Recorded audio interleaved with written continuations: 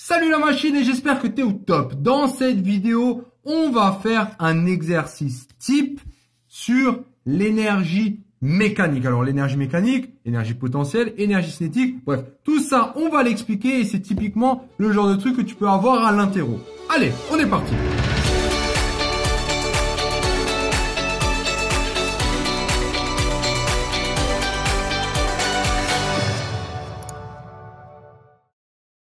On est parti. La Lune est l'unique satellite naturel de la Terre. Au passage, la Lune tourne autour de la Terre aussi.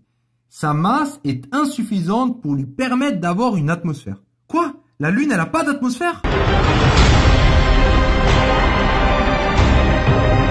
Ok, on continue. En août 71, lors de la mission Apollo 15, des astronautes américains se posèrent sur la Lune et effectuèrent l'expérience décrite ci-dessous. David Scott tient dans sa main gauche une plume de masse 3 grammes, donc 0,03 grammes. Et dans sa masse droite, un marteau de masse 1,32 kg. Les deux objets se trouvent à la même distance du sol. Je pense que tu visualises, on a une distance. Les deux objets sont à la même hauteur. Puis il les lâche simultanément. Et comme attendu, il percute le sol lunaire au même instant. Dave, il dit alors, « How about that ?» Bon, bref, Mr. Galilei was correct in his findings. En gros, bref, il avait raison. Donc, Galilée, il avait raison. Alors, on appelle A le point de départ du marteau lors de sa chute et point B son point juste avant l'impact du sol. Donc, on a A en haut, B en bas. Pourquoi la Lune se prête-t-elle de manière idéale à cette expérience? Petite cours, ça c'est petite question d'introduction.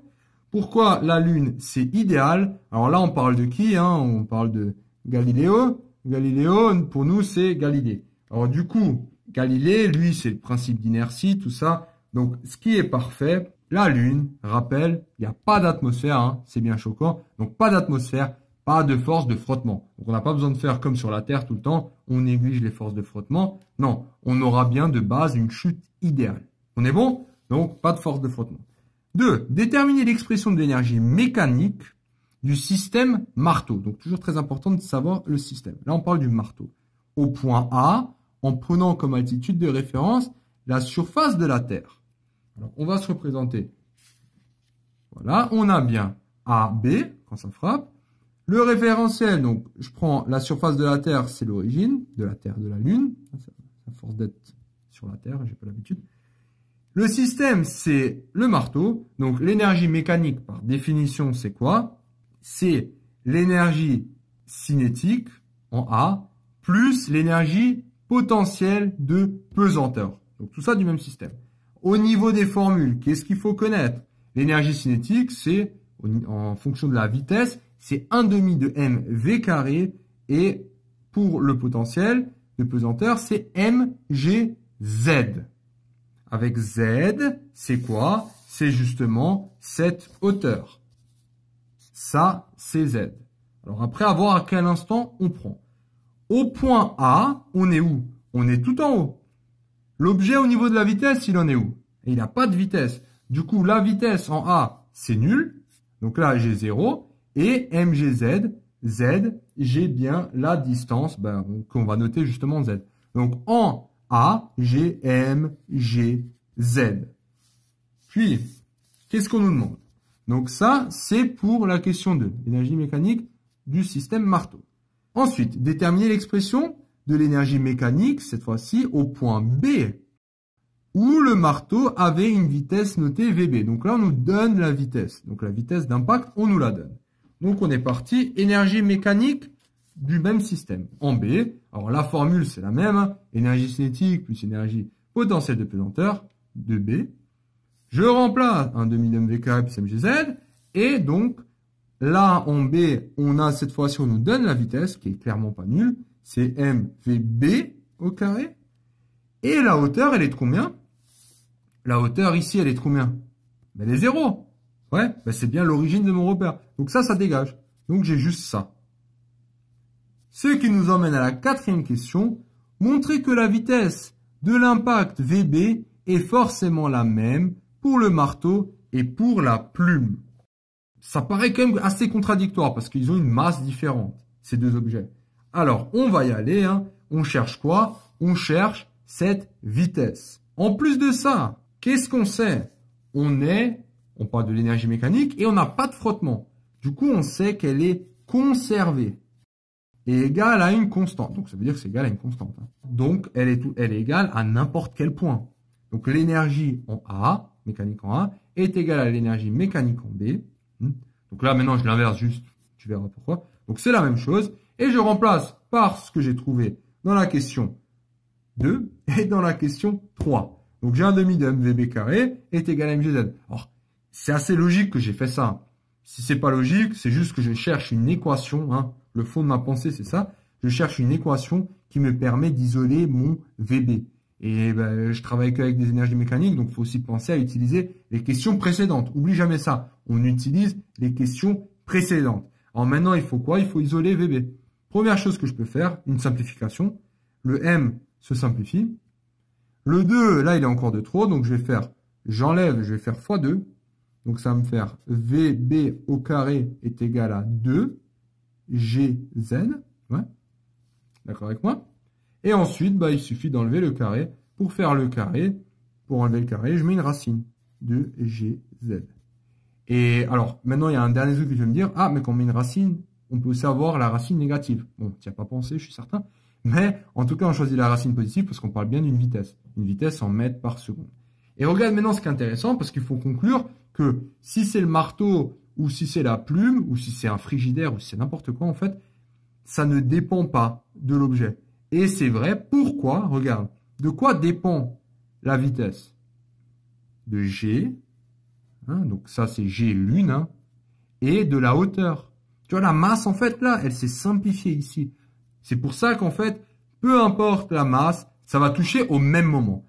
Et on arrive du coup à la dernière question. Question numéro 5. Donc quand même assez incroyable le truc, je trouve. Je sais pas toi, mais c'est de la folie, je trouve. Bref, question numéro 5. Déterminer l'expression du champ de gravité G à la surface de la Lune en fonction de la vitesse et de Z. Après, on nous dit calculer sa valeur. Bon. Commençons déjà par trouver son expression littérale. Alors, qu'est-ce qu'on sait encore une fois? Maintenant, on veut une formule avec G, avec VB et avec Z. Et il faut une équation avec tout ça. Mais, écoute, moi je te dis, pour le moment, on n'a qu'une équation, donc on va la garder. C'est celle-ci. Et on a déjà une fois isolé VB, mais cette fois-ci, ce qui nous intéresse, c'est d'isoler G. Alors, je passe ça de l'autre côté, juste par simplicité. Donc, j'ai mgz est égal à ça. Donc, je veux isoler G. Donc, il va falloir que je divise par Z et que je divise par M. Alors, bon, le M, comme d'hab, il se simplifie. Donc, j'obtiens G est égal à quoi? J'ai VB au carré en haut. Et en bas, j'ai 2 et j'ai Z. Voilà. J'applique. Je sais maintenant que VB est égal à 2,05 mètres par seconde. Donc, ça me fait 2,5 au carré sur 2 fois 1,3. 1,3, c'est bien la hauteur qui a été lancée. Je trouve 1,6 mètres par seconde. Juste faire attention à une chose, c'est que, alors là, il y a une petite erreur encore, mais je ne te la dis pas encore. Alors déjà, la première chose, c'est les chiffres significatifs. Les chiffres significatifs, il y en a combien? Là, il y en a 1, 2, 3, mais là, on n'a que 2. Bon, 2 fois, ça compte pas, parce que 2, c'est pas une donnée de l'énoncé. Donc, on va se restreindre à 2 chiffres significatifs, que voici. Au niveau des unités, on a quoi? Il faut réfléchir. La vitesse, c'est des mètres par seconde. Ouais. Au carré. Et Z, c'est une hauteur. Donc, c'est des mètres. Ça me donne quoi? On va faire l'analyse ensemble. Donc là, ça me donne mètre au carré, seconde au carré sur mètre. Comment je fais ça? Donc là, je parle plus en unité. Comment je calcule ça? Une division, c'est multiplié par l'inverse. Donc, je vais avoir mètre carré sur seconde au carré fois 1 sur mètre. L'inverse de m, c'est 1 sur m. Fois 1 sur m. Donc là, je peux avoir quoi? Le mètre au carré se simplifie avec ce mètre. Donc, j'obtiens mètre sur seconde au carré.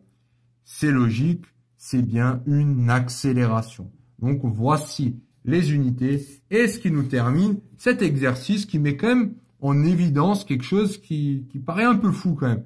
Mais comme quoi, sur la Lune, tout est possible. Voilà. Félicitations d'être arrivé jusqu'à la fin de cette vidéo.